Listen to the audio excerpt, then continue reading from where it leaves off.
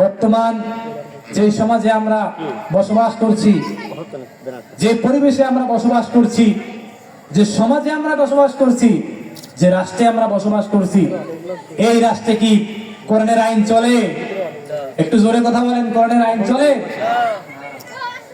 অথচ আল্লাহ রাব্বুল আলামিন বলেন, এ কোরআন আমি নাযিল করেছি সমস্ত বিষয়ের সকল কিছুর সমাধান দেওয়ার জন্য। ঠিক না ঠিক?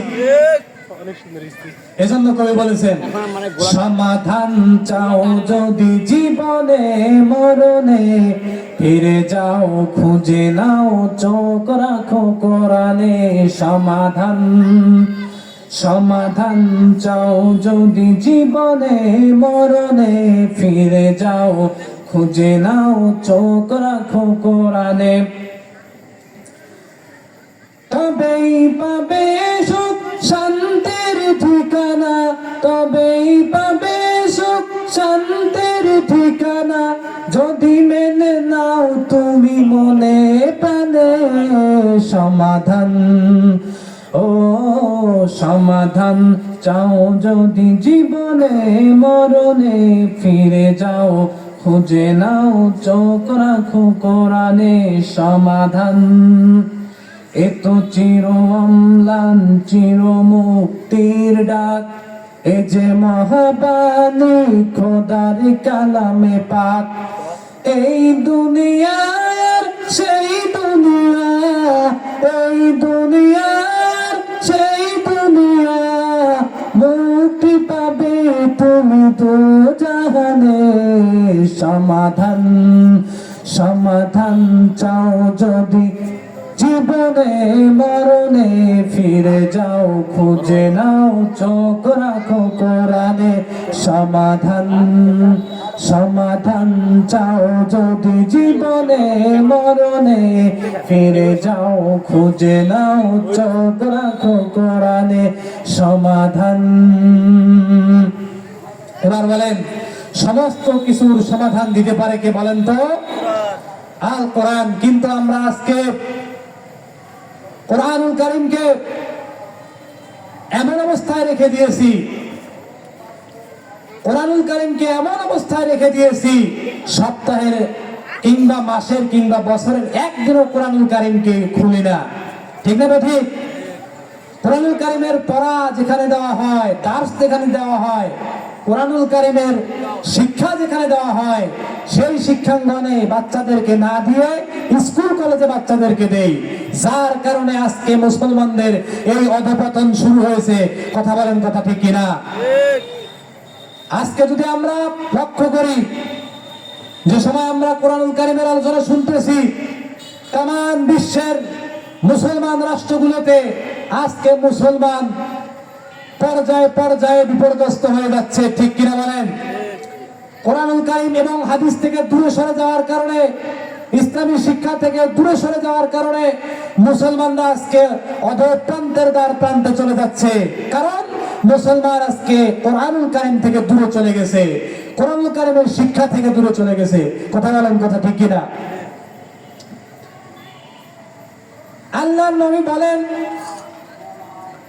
মান ক্বারাল কুরআন, যে ব্যক্তি কোরআন পড়ে, ফাস্তাযহারাহু ফাআহাল্লা হালালাহু ওয়া হাররামা হারামাহু, এই কোরআন পড়ার পরে এই কোরআনের হক যেটা যেটা কোরআনে হালাল আল্লাহ রাব্বুল আলামিন করেছেন, এই হালালটাকে তারা যদি গ্রহণ করে, অ্যাকসেপ্ট করে, আর যেটা হারাম আল্লাহ রাব্বুল আলামিন করে দিয়েছেন, এই হারামটাকে যদি তারা বর্জন করতে পারে, তো আল্লাহর নবী বলেন, আদখালাহুল্লাহুল জান্নাত, আমি আল্লাহ রাব্বুল আলামিন তাদেরকে জান্নাত দিয়ে দিব। বলি সুবহানাল্লাহ। তাহলে এই কোরআনুল কারীমের শিক্ষা যেখানে দেওয়া হয়, যেই মাদ্রাসায় দেওয়া হয়, আমার আপনার চিন্তা থাকতে হবে এই মাদ্রাসাগুলোতে আমাদের বাচ্চা কাচ্চাদেরকে এই মাদ্রাসায় ভর্তি করাতে হবে। তাহলে কি হবে? তাহলে আমরা আমাদের বাচ্চা কাচ্চাদেরকে কোরআনের শিক্ষা দিতে পারবো। আর কোরআনের শিক্ষা যদি তারা তাদের জীবনে গ্রহণ করার পরে এটা মেনে চলতে পারে, তো আল্লাহ রাব্বুল আলামিন বলছে আমি তাদেরকে জান্নাত দিয়ে দিব, বলি সুবহানাল্লাহ। কিন্তু আমরা কি করি? বাচ্চাদেরকে কি কোরআনের যেখানে কোরআন পড়ানো হয় সেখানে কি আমরা কোরআন পড়াই? মাদ্রাসায় দেই নাকি স্কুলে দেই? বলেন। এই মাদ্রাসায় না দেওয়ার কারণে তারা টেন্ডারবাজি শিখে, সাদাবাজি শিখে, অন্যায় জুলুম অত্যাচার করে, রাষ্ট্রের মাল আত্মসাৎ করে, জনগণের হক জনগণকে বুঝায় দেয় না। কারণ তারা কোরআনের জ্ঞান অর্জন করতে পারে নাই, কোরআন অনুযায়ী নিজের জীবনটাকে তারা গঠন করতে পারে নাই। ঠিক কিনা? পক্ষান্তরে এই কোরআনের শিক্ষা যারা যাদের জীবনে গ্রহণ করেছে, যাদের ব্যক্তিগত জীবন, পারিবারিক জীবন, আন্তর্জাতিক জীবন, রাজনৈতিক জীবনে তারা তাদের কোরআনের শিক্ষাকে বাস্তবায়ন করতেছে, দেখা যায় বাংলাদেশ ও বিশ্বের জমিনে তারাই আজকে মার খাচ্ছে। কথা বলেন, কথা ঠিক কিনা? এই পরিস্থিতিতে মুসলমানের কাজ হলো দ্বন্দ্বে লিপ্ত না হয়ে বিভিন্ন দল, ছোট ছোট উপদলকে আমরা বেছে নিয়েছি। কেউ বলে তাবলীগ করে, কেউ আবার চরমনাই, কেউ আবার আগ্রসী, কেউ আবার ফুরফুরা, কেউ আবার সরসুরা। এইরকম করে মুসলমানের মধ্যে আলেমে আলেমে বিভেদ সৃষ্টি করে ইসলামের মধ্যে আমরা ফাটল তৈরি করেছি, যার কারণে ইহুদি, বৌদ্ধ, খ্রিস্টানরা আজকে আমাদের মাথার উপর চেপে আমাদেরকে তিলে তিলে মারতেছে। কথা বলেন ঠিক কিনা?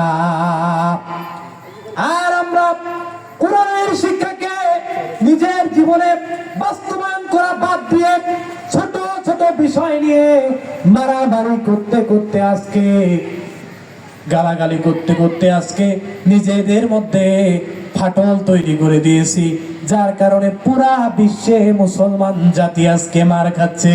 কথা বলেন ঠিক কিনা? এজন্য কবি বলেছেন, আলেমে আলিমে বিভেদ এখন জালিমে জালিমে দোস্তি, আলিমে আলিমে বিভেদ এখন জালিমে জালিমে দোস্তি, পথের ঠিকানা জানা নেই কারো, কে কোথায় পাবে স্বস্তি, কে কোথায় পাবে স্বস্তি। সালাতে দুহাত কোথায় বাঁধবে নাভির উপরে বুকে, আমিন বলবে চুপি সারে নাকি সজরে আওয়াজ ফুকে। সালাতে দুহাত কোথায় বাঁধবে নাভির উপরে বুকে, আমিন বলবে চুপি সারে নাকি সজরে আওয়াজ ফুকে। ছোট আর ছোট বিষয় নিয়েও চলছে ভীষণ দ্বন্দ্ব, সব দল বলে আমরাই ভালো, অন্যরা কালো মন্দ। ফরজ নিয়ে তোমার আমারই নেই নফল সফল ডুব, টুপির আকার আকৃতি নিয়ে গবেষণা হয় খুব। ফরজ নিয়ে তোমার আমারই নেই নফল সফল ডুব, টুপির আকার আকৃতি নিয়ে গবেষণা হয় খুব।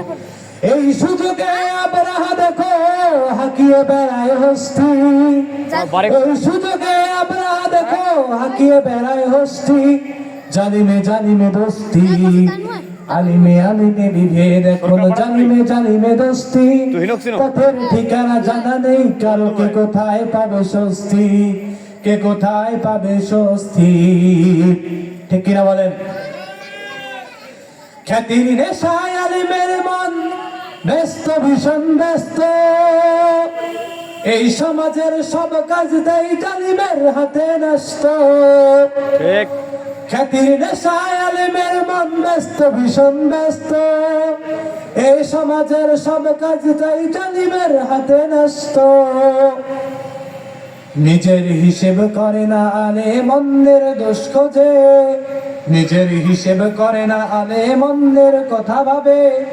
বিরোধকারীরা জান্নাতে নাকি জাহান্নামেই যাবে, বিরোধকারীরা জান্নাতে নাকি জাহান্নামেই যাবে। কাফের ফাসেক লক্ষ ফতোয়া পকেটে আছে জমা, আল্লাহর কাছে ছাড় আছে তবু তার কাছে নেই ক্ষমা। হেরার চেরাগ চিনতে পারেনি এখনো আপন পর, জালিমের হাতে চলে গেছে তাই নিজের সাজানো ঘর। হেরার চেরাগ চিনতে পারেনি এখনো আপন পর, জালিমের হাতে চলে গেছে তাই নিজের সাজানো ঘর। সালতানাতের মিনার হারিয়ে আশ্রয় তার বস্তি, জালিমে জালিমে দোস্তি, আলিমে আলিমে বিভেদ এখন জালিমে জালিমে দোস্তি।